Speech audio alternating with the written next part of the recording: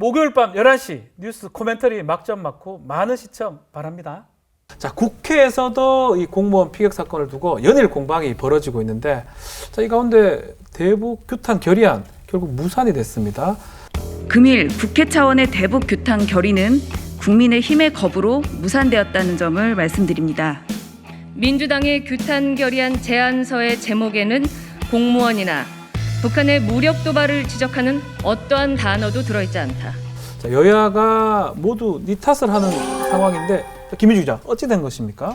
일단은 대북 규탄 결의안 채택을 제안한 거는 더불어민주당입니다. 네. 더불어민주당은 이제 국민의힘이 결의안에 더해서 정부를 상대로 한 긴급 현안 질의 이것까지 요구를 해서 입장을 바꾸면서 불발됐다고 주장을 합니다. 네.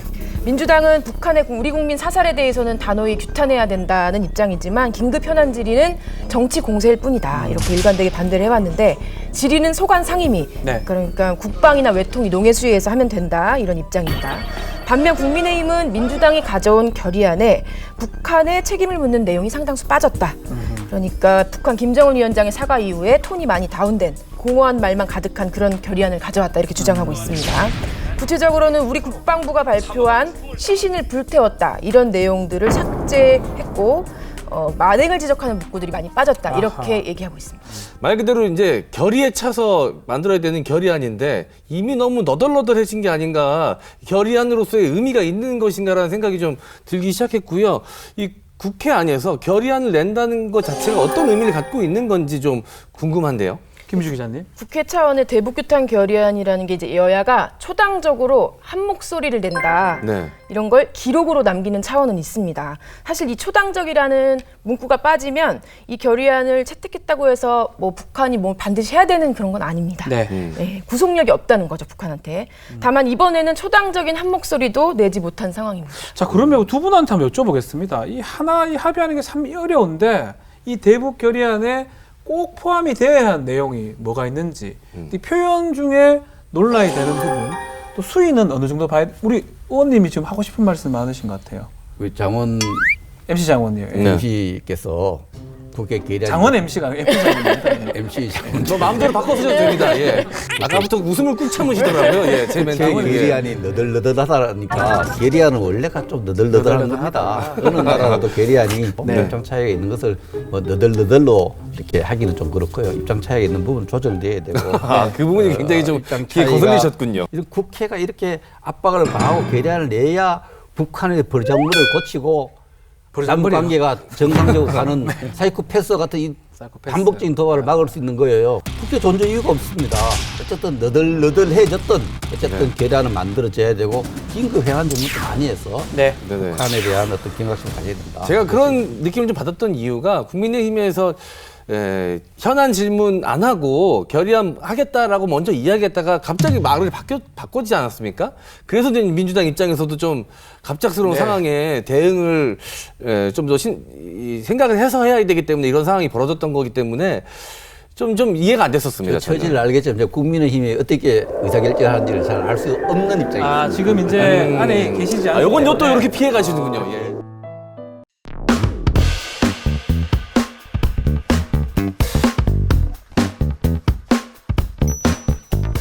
우리 해수부 공무원은 북한 당국의 사살 지시에 의해 살해됐습니다. 그런데도 청와대는 사살 지시가 없었다고 주장하고 있습니다.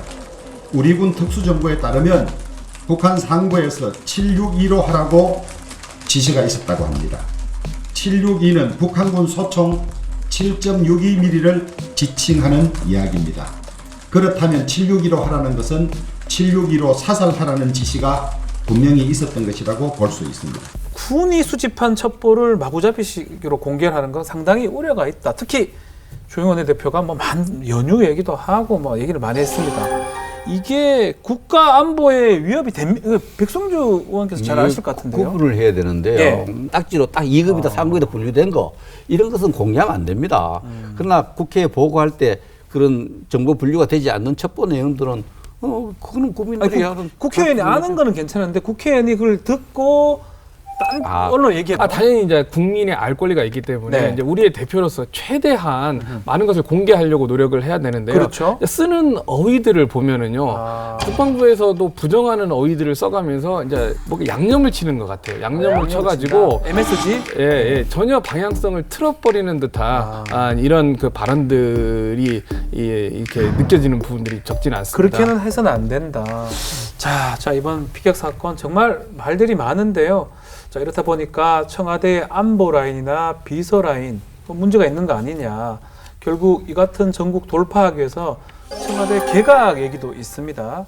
개각 얘기까지만 한번 해보죠. 어떻게 개각해야 된다고? 서훈 실장이나 뭐 서우 국방부 장관, 이인영 통일부 장관 바뀐 지 얼마 안 됐기 때문에 그냥 둘 것 같고, 굳이 한다면 이제 최장수 장관인 외교부 장관, 강경화 외교부 장관 정도인데, 민주당에서는 인사권자인 대통령 입장에서 봤을 때 중요한 게 남북미 관계인데 미국 대선 전에는 바꿀 가능성이 낮다 이렇게 보고 있고요.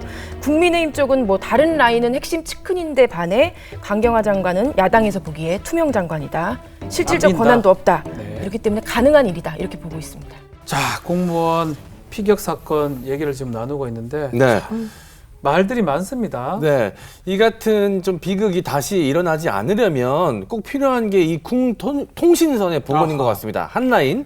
자, 문재인 대통령도 두 차례나 이 언급을 했는데 적어도 군사 통신선만큼은 우선적으로 복구하여 재가동할 것을 북측에 요청합니다.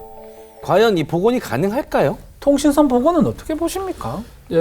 북한의 이 대전략을 좀 읽어야 되는데요. 현재 북한으로서는요, 큰 것이든 작은 것이든 간에 남측과 대화를 일단은 거부할 것 같습니다. 미 대선 이후에 안보 정책이 결정이 될 거고, 이들과 호흡을 할 수 있는 라인을 북측에서 이제 다시 한번 북측도 정하겠죠. 그때쯤 돼야 전반적인 대남이라든가 대미 이 전략이 수립이 되기 때문에 아마도 내년 상반기, 내년 1, 2월까지는 뭐 군통신선을 포함한 여러 뭐 작은 남북의 이제 뭐 물물교환과 같은 작은 교류도 쉽지는 않아 보입니다. 자, 근데 최근에 소식이 하나 있습니다. 이돈 본부장이 스티븐 비건 미국 국무부 부장관을 만났는데 종전선언 관련해서 좋은 토대가 만들어졌다. 이 얘기를 김민주 기자 좀 해주십시오. 이게 사실은 문재인 대통령이 그 최근 유엔 총회 연설에서 그 정권 후반기 사실상 마지막으로 한반도 종전선언 카드를 다시 꺼냈었거든요. 그렇죠. 종전선언을 통해 화해와 번영의 시대로 전진할 수 있도록 유엔과 국제사회에도 힘을 모아주길 바랍니다. 그 뒤에 이어지고 있는 일들입니다. 우선 말씀하신 대로 이도훈 본부장 귀국길에 특파원들이 종전선언에 대해서 물었더니 아주 폭넓고 의미 있게 얘기를 계속했기 때문에 앞으로 더 좋은 토대가 만들어졌다고 생각한다, 이렇게 말을 했습니다. 비건 부장관도 관련해서 한반도 평화와 비핵화 달성을 위한 창의적 아이디어들이 논의됐다고 언급했고요. 단 그런 안들이 실현되려면 한미 두 나라의 노력만으로는 힘들다. 북한의 관여가 필요하다고도 말했습니다. 이걸 두고 여전히 비핵화 상응 조치가 없는 종전선언에 대해 신중한 입장이라는 해석도 있고요. 사실 이번 주에 마이크 폼페이오 미 국무부 장관이 방한하면 북미 대화 재개, 뭐 실마리도 찾을 수 있지 않겠냐, 이런 기대가 있었는데 트럼프 대통령의 코로나19 확진 여파로 전격 취소됐습니다. 자, 그러면 이도훈 본부장하고 비건 부장 간의 발언, 종전선언이 좀 가능할 것 같습니까? 어떻게 보십니까? 저도 현역 의원실 비건을 친하다면서요? 뭐 친하게도 좀 만난 적이 있습니다. 만나서 한반도 정기에 대한 얘기를 좀 나누고 종전과 관련 얘기를 좀 나눈 적이 있습니다만은 비건은 비핵화, 북한의 제재 이런 부분에서 확고한 자기 신념을 가지고 있는 것 같아요. 북한을 다루는 데는 북한에 대한 유엔 제재가 매우 유용하고 그것을 낮출 생각이 전혀 없다는 입장을 갖고 있고, 종전선언과 관련된 북한의 태도를 많이 이해하고 있어요. 북한이 종전선언을 이용하려고 하고 있다, 악용하려고 하고 있다. 종전선언 하거나 뭐겠습니까? 종전선언인데 왜 미군이 있느냐, 미군 철수해라, 그 한미동맹 해체해라, 이런 수순으로 갈 거라는 걸 비건 부장관이 굉장히 명료하게 이해를 하고 있는 입장에서 비건 부장관 임기 많이 안 남았죠. 그래서 뭐 트럼프랑 같이 가겠죠. 트럼프 재선되면 또 달라지겠네요. 그러나 이 부분에서 비건의 생각이 그렇게 우리 정부 희망대로 이렇게 바뀔 것 같지는 않다는 이런 생각을 저는 갖고 있습니다. 우리 정부가 처음에 한반도 평화 프로세스를 설계할 때는요, 평화 협상의 입구로서 본 겁니다. 그리고 이제 그 문제에 대해서 가장 호응을 했던 인물 중에 하나가 비건이 아니었나라고 보여집니다. 네. 앞에서 말씀하셨듯이 비건이 상당히 강경한 인물이었는데 이제 우리 측의 이제 지속적인 설득 또 한반도 현안 문제에 대해서 설득을 하면서요. 2018년도 하반기에는 상당히 이제 동조하는 듯한 우리 측에 동조하는 듯한 태도가 변경이 좀 있었습니다. 네. 그 하노이 회담 전에 미국 측에서 설명하는 것을 보면은요. 대부분의 그 워싱턴에 있는 사람들이 이 한반도 상황을 잘 이해를 한다고 볼 수는 없습니다. 모르겠죠, 그분들이. 잘. 예. 근데 이제 그나마 이제 이해하는 몇 분 중에 하나인데 하노이 결렬 과정에서 이 종전선언 문제에 대해서 과도하게 해석을 한 게 우리 잘 알려진 볼턴 보좌관입니다. 그런데 이제 볼턴 보좌관이 해임된 이후에 미국의 이제 한반도를 보는 시각이 상당히 정상화되고 있지 않나. 네. 한반도에 있어서의 이 평화협상의 재개를 위해서는 종전선언이 굉장히 중요하다 이렇게 보여지고 네. 미국 측에서도 이 폼페이오 장관이라든가 최근 이제 비건 부장관도 북한하고 물밑 접촉이 있는 듯한 뭐 우리가 정확한 정보는 없지만은 그런 발언들을 지금 하고 있습니다. 자, 폼페이오 장관 얘기가 나왔는데 이 방안을 예정을 했었어요. 근데 연기가 지금 된 상황인데 일본은 간대요. 왜 우리는 안 오고 일본만 갑니까? 섭섭합니까? 아니, 저는 좀 섭섭해요. 그래서 이번에 일본 동경에 이제 폼페이오가 오는 이유를 이제 알아야 되는데 이게 쿼드라는 게 있어요. 미국하고 일본하고 인도 이렇게 네 나라가 호주하고 네 나라가 전략회의, 세계 전략을 논하고 동북아 전략을 논하는 회의인데 그 핵심이 중국에 대한 견제입니다. 그렇죠. 거기에 이제 쿼드 플러스라는 회의에 한국 참여를 계속 요구를 해왔었는데 우리 정부로서는 조금 전략적인 어떤 결정이 유보되어 있는 이런 입장이죠. 중국 부분이니까요. 그렇죠. 네. 뭐 또 다른 입장이니까 그런 부분은 있는데 그런 면에서 서울 오지 않은 데는 여러 가지 뭐 또 트럼프의 여러 가지 상황도 있고 뭐 있지만은 서울 왔을 때 본인이 광날 수 있는 외교적 성과를 내놓기 좀 힘들다고 판단한 거 아니냐. 옥토버 서프라이즈 얘기를 하잖아요. 그러니까 미국 대선에 정말 서프라이즈 놀랄 거를 이 폼페이오 장관이 갖고 오는 거 아니냐, 한국에 와서. 근데 끝난 겁니까? 이제는 좀 어렵습니까? 뭐 이미 이제 서프라이즈 중에 하나가 트럼프 대통령이 지금 코로나 걸려서 이게 서프라이즈가 된 거예요. 이게 서프라이즈였군요. 서프라이즈. 그러니까 뭐 미국의 일부에서는 뭐 중국의 코로나 작전이 뭐 성공했네 안 했네 이런 농담까지도 많이 나오고 있는데요. 네. 이분이 이제 그 대통령 차기 대통령 이제 후보이기 때문에 본인으로서는 미국의 내정을 챙기는 게 시급하다. 아하. 그다음에 두 번째는 이제 한국에 방문을 해가지고 쿼드라든가 또는 북한 문제에 대해서 상당한 실익을 얻어야 되는데 지금 상황으로서는 어렵다고 판단했기 때문에 지금 급하게 미국으로 돌아가는 걸로 보여집니다. 네, 이 옥토버 서프라이즈 이런 말들이 괜히 나온 건 아니지 않겠습니까? 그렇죠. 어느 정도는 북미 채널이 가동을 했으니까 나올 수 있었던 이야기지 않을까라고 생각이 드는데 이런 중대한 시기에 왜 또 북한은 이 피격 사건으로 무리를 일으킨 건지 또다시 궁금해집니다.